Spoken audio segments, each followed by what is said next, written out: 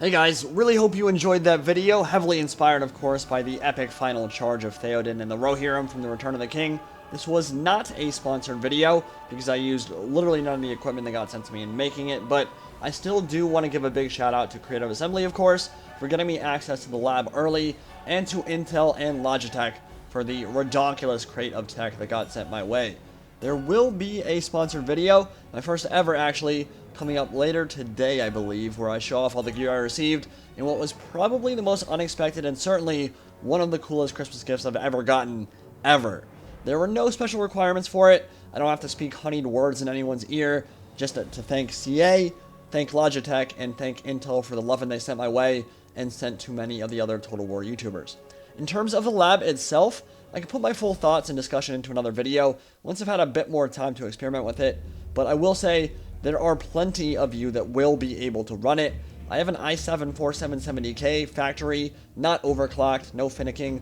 or even really experimenting with it on my end whatsoever, and I was able to run 20,000 man battles in the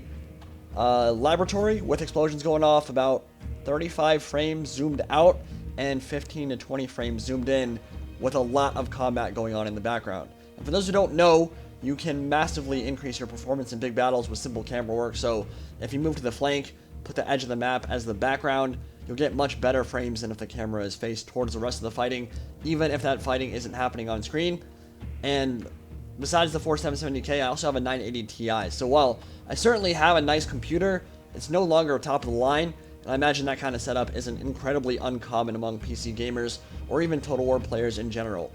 Now the lab certainly has its bugs and quirks, which we can probably talk about soon, but so far, I've had an absolute blast with it, and I think it's going to make for some truly epic machinimas and YouTube content, if nothing else. That's all for now. Feel free to join me on my unboxing adventure later today, and there might be a little something extra to entice you to watch that if you want to check it out, but if sponsored content isn't your thing, not a problem whatsoever, feel free to skip it. Thank you all for watching, I'll see you all in the next video. Indie Pride, signing out for now.